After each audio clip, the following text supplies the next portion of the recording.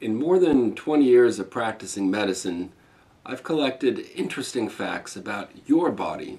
Join me on a tour head to toe of Your body is interesting.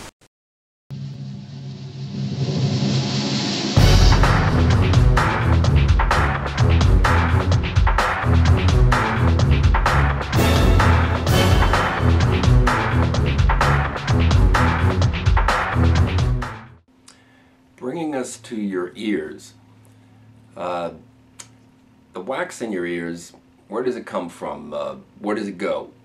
Well, the skin lining the ears is where it comes from, and it's also the skin, as it grows outward, away from the center of your body, out of your ear, and drags the wax like a conveyor belt, and so it doesn't accumulate.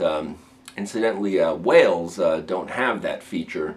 Their earwax accumulates, and every year forms a new layer.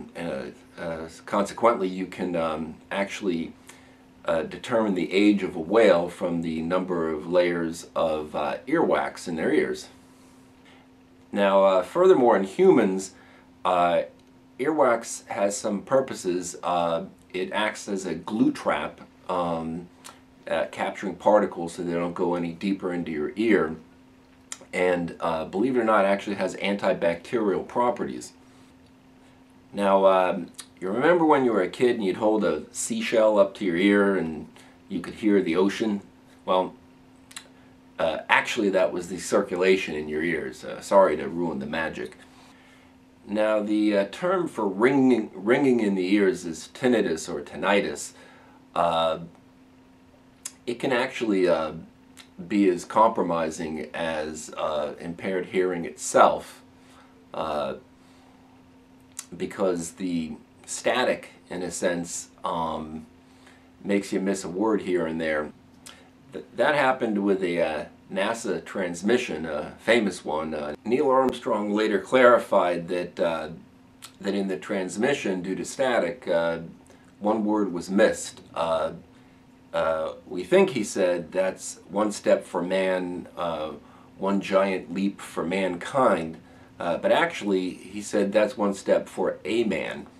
Anyhow, one trick to tolerate ringing in your ears is setting up a fan next to your bed at night, because when it's quiet, that's when you notice it most.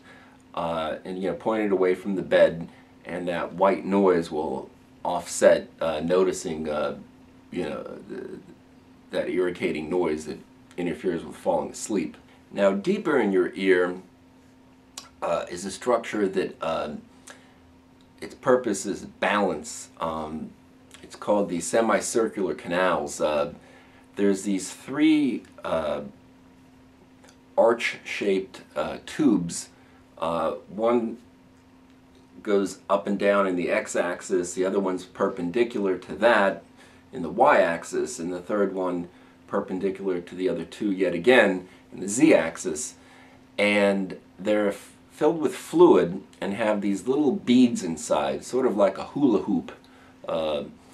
And so when you twist your head one way, the beads slide and tell your brain your position. There's actually three ways your body gets a sense of position.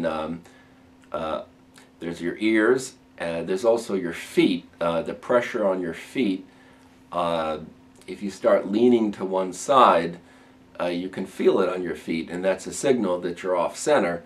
And third is your vision. When you look out at like the visual horizon, it gives you a sense of a neutral position, and is yet a third reference point. Now, if any of these three systems aren't in agreement because one is offset, whether it's ear disease or you bent your glasses and your vision's off just a bit, you'll feel dizzy. That's where dizziness comes from, is this lack of agreement between these three systems. One example of it would be if the beads inside your ears get hung up and sort of stutter and don't slide smoothly, that'll make you dizzy. It's called benign positional vertigo. Have you ever noticed when you're driving your car, listening to the radio, and you change the station, and the next station's volume is actually a lot higher? For just a moment, the sound gets blunted, and then it goes away, as if someone had turned down the volume just a bit to blunt that loud sound. What's going on there is, in your middle ear, there's these three tiny bones called ossicles, and they are sort of a junction between the sound coming in initially to your ear. They pass through these three bones, they tap one another, and then ultimately your inner ear and let the sound through. Now, if the sound were suddenly very loud as a protective device to keep your fragile ear from getting damaged, one of those bones has a little muscle on it, and it contracts and it locks them in place and prevents those vibrations, damaging vibrations, from getting through. These bones, incidentally, are the smallest bones in your body, and that little muscle is also the smallest muscle in your body.